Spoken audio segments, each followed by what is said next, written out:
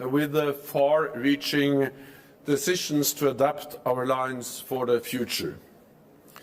We agreed on the fundamental shift in our deterrence and defence. We agreed to invite Finland and Sweden to join our alliance, and we agreed on long-term support for Ukraine. We agreed NATO's new strategic concept. We agreed to step up in the fight against climate change and to establish a new 1 billion innovation fund. We agreed to invest more in NATO and to increase NATO's common funded budgets. And we agreed to deepen our relationships with some of the alliance's closest partners, not least in the Indo-Pacific. Our final session at the Madrid summit focused on threats and challenges from the Middle East, North Africa and the Sahel. Insecurity in these regions has a direct impact on the security of all allies. And our new strategic concept identifies terrorism as one of the main threats to our security. Today, we reviewed our progress in the fight against terrorism in all its forms and manifestations. And we reconfirmed our commitment to continue the fight with determination and solidarity, including through intelligence sharing and support for our partners. NATO's training mission in Iraq is helping to prevent the return of ISIS. For the first time, we have just agreed a defence capacity building package for Mauritania, helping to address border security, irregular migration and terrorism. We have also agreed additional capacity building support for Tunisia and to continue supporting Jordan. We also addressed the global food crisis, which is a direct result of Russia's invasion of Ukraine. The impact is severe, including on some of the world's most vulnerable people. Food prices are hitting record heights, and many countries depend on Ukraine for substantial wheat and other food imports. So allies discuss their efforts to mitigate the crisis and get grain out of Ukraine by land and on sea. We also addressed how Russia and China continue to seek political, economic and military gain across our southern neighborhood. Both Moscow and Beijing are using economic leverage, coercion and hybrid approaches to advance their interest in the region. So today we discussed how to address this growing challenge, including with even more support for NATO's partners in the region. We face the most serious security situation in decades, but we are rising to the challenge with unity and resolve. The decisions you have taken in Madrid will ensure that our alliance continue to preserve peace, prevent conflict and protect our people and our values. Europe and North America standing together in NATO. Let me close by thanking Prime Minister Sánchez, the Spanish government and the people of Madrid for hosting this historic summit. An excellent way to mark 40 years of Spain's membership in NATO. We will meet again for a NATO summit in Vilnius, Lithuania next year. And with that, I'm ready to take your questions. We'll start with CNBC.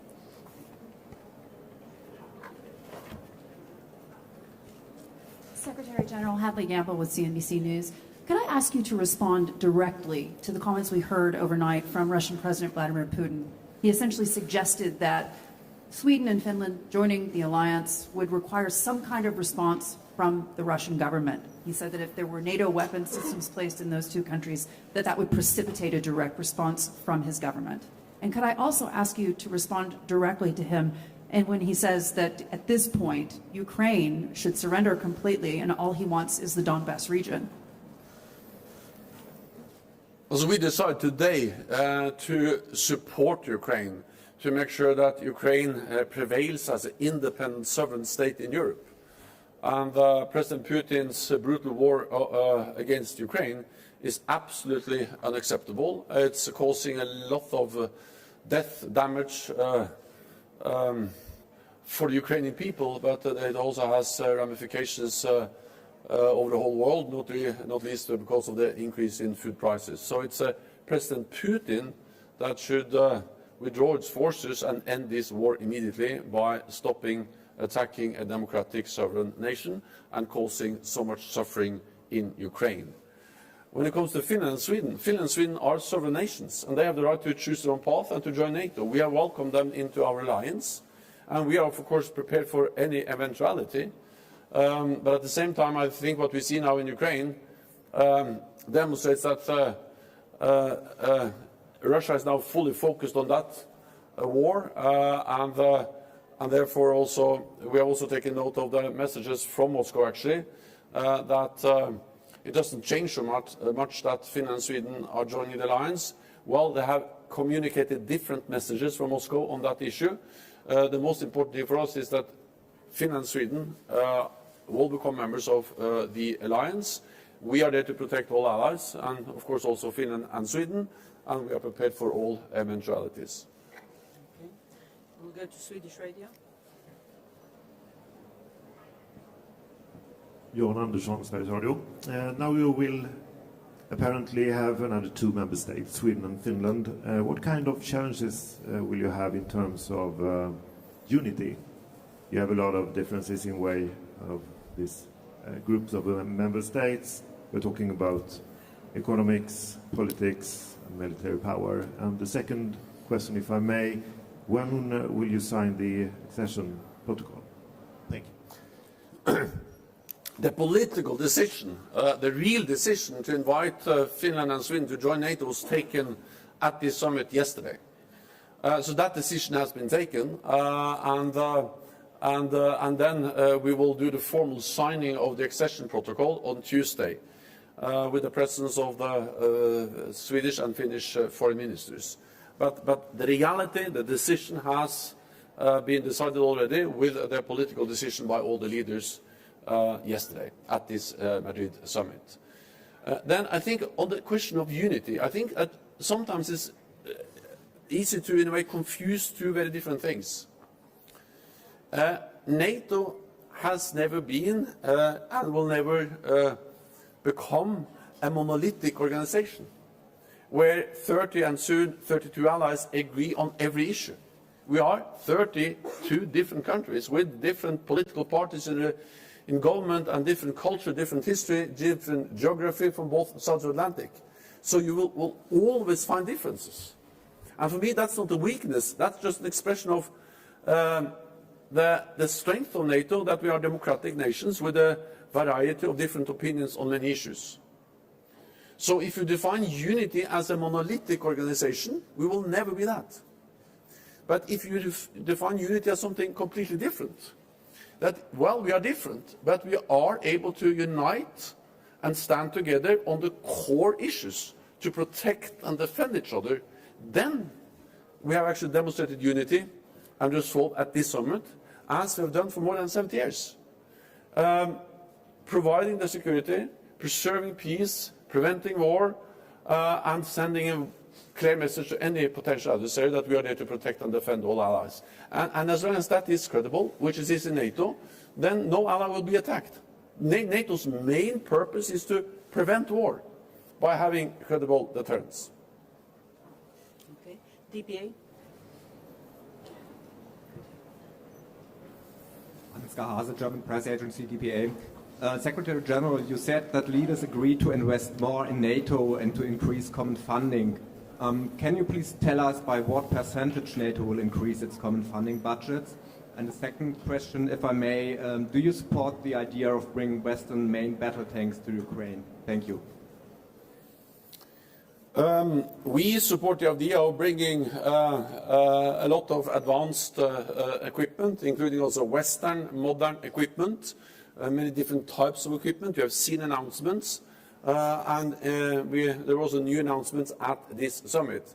So, and actually NATO now has a task to help Ukraine transition from old Soviet-era equipment to modern NATO standard equipment. And of course, we are not a list of equipments we rule out or exclude from that. Ukraine needs a wide range of modern, heavy NATO standard equipment, and that's a message also from this summit.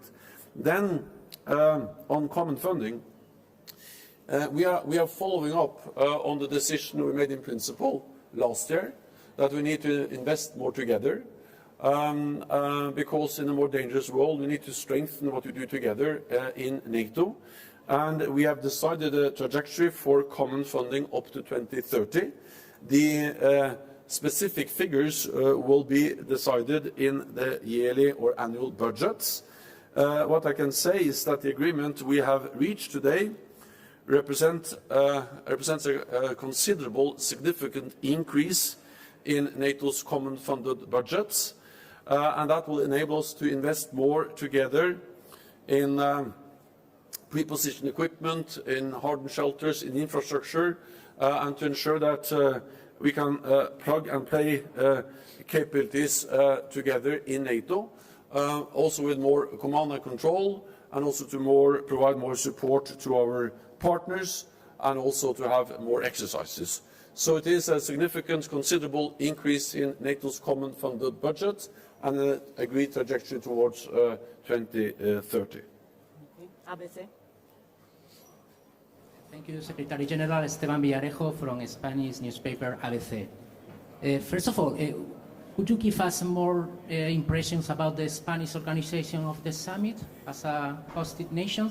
And secondly, could you clarify if NATO's position regarding Ceuta and Melilla, the two autonomous cities of Spain, has changed anything after the new strategic concept? Above all, regarding to the Article 5. Thank you very much. The hosting by the Spanish government of this summit has been perfect, impeccable, excellent. And all allies expressed their gratitude to Spain for hosting us in Madrid, a beautiful city, at the Royal Palace and at the Prado Museum, and then at this conference here where all the facilities have been in place and actually provided the best possible framework for a historic NATO summit. A summit that has taken transformative decisions for our alliance. We have the new Madrid NATO strategic concept, and we have all the other decisions. So we are extremely grateful to the Spanish government, to Pedro Sánchez, the Prime Minister, and the people of Madrid in the way you have hosted us. And also I think it demonstrates that Spain is really a highly valued and important NATO ally, and it's a very good way for Spain to celebrate, to mark the 40th anniversary of your membership. On which territories NATO protects and South America, well, NATO is there to protect all allies against any threat. At the end of the day, it will always be a political decision to invoke Article 5, but rest assured, NATO is there to protect and defend all allies. Politico. Thanks very much. David Herzenhorn with Politico Europe. Secretary General, throughout the summit and in the strategic concept, we hear echoes of the Cold War.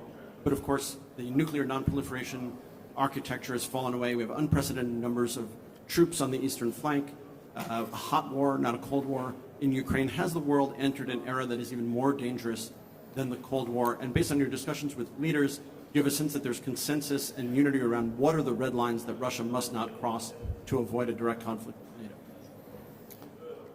NATO? We live in a more dangerous world, and we live in a more unpredictable world, and we live in a world where we have actually hot war going on in Europe, with the large-scale military operations we haven't seen in Europe since the Second World War. And of course this is imposing suffering on the Ukrainian people, and we see it every day, and we pay tribute to their courage, to their bravery, and we also conveyed that message to President Zelensky when he addressed the summit.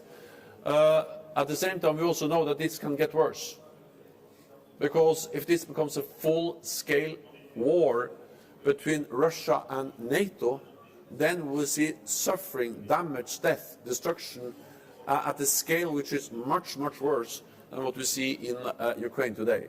And therefore, NATO fundamentally has two tasks. One is to provide support to Ukraine. NATO and NATO allies provide unprecedented support to Ukraine. We are stepping up, and we agreed a package at this summit. But we also have a core responsibility, of course, to prevent escalation beyond Ukraine. And that's the reason why NATO is not part of the conflict on the ground. We support our highly valued partner, Ukraine, but we're not part of the conflict. And also why we have so significantly increased our presence in the eastern part of the alliance with more than 40,000 troops under direct NATO command, to remove any room for miscalculation, misunderstanding in Moscow about our readiness to protect every inch of NATO territory. And that's NATO's core responsibility, to make sure that there is no misunderstanding in the minds of any adversary, that if they do anything like what Russia has done to Georgia in 2008 or Ukraine now, that will trigger the full response from the whole alliance. And that's the main message. And that is credible, and that's the reason why we are preventing attack and preserving peace for NATO allies, close to 1 billion people. The last question will go to Deutsche Welle NPR. Hi, thank you. Terry Schultz with Deutsche Welle. Mr. Secretary General, you said that allies had spoken about how to help mitigate food insecurity and the spreading of hunger, but what did they decide? Is this NATO's role, and what can you do? And could you also address these reports that the Russians have left, for whatever reasons, Snake Island? Will this help free up shipping routes? Thank you. So NATO allies, so first of all, I think it's important that NATO allies meet and coordinate and discuss and exchange views and compare notes on the different efforts that NATO allies are involved in to try to get more grain out of Ukraine, to get food out of Ukraine. Second, it's also important just to convey the message that, contrary to what President Putin and actually also China now are telling the world through different disinformation campaigns, this food crisis is not caused by NATO sanctions. It's caused by President Putin's war.